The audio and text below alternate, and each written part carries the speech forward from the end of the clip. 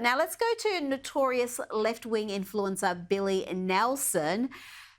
She's humiliated herself online by appearing to fall for a Photoshop image of Kamala Harris in a McDonald's uniform. She thought this was real. She's since taken it down and used the backlash to portray Republicans as snowflakes for calling her out on that misinformation.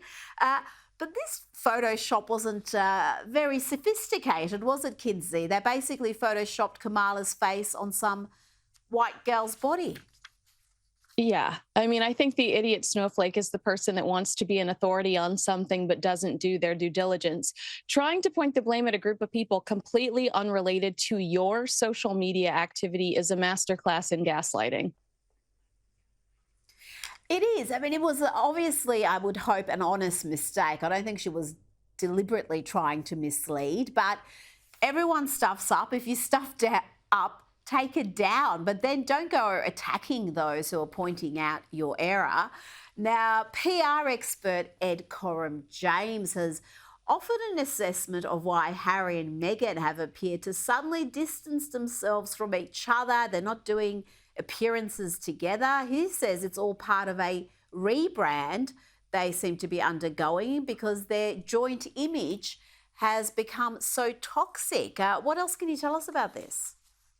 Rita, how many times have you and I used the words rebrand and Harry and Meghan in the same sentence? It's becoming exhausting when it comes to these two.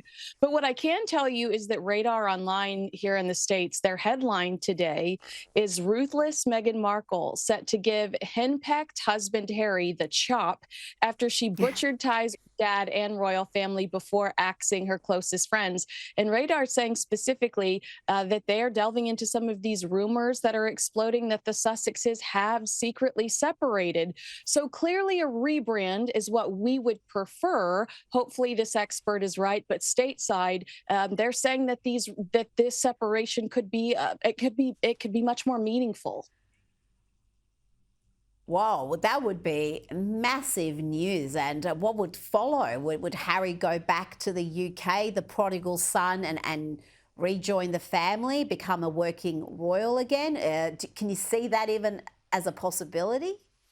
Not if Prince William has anything to do with it. I think he's got a lot of begging to do to his brother. I think King Charles is always going to have a soft spot in his heart for Harry, but I mean, Prince William was trying to protect his wife in the midst of cancer while Harry and Meghan were lobbing grenades at them. And I can't imagine the stress he was under during that time. It's got to be hard to forgive.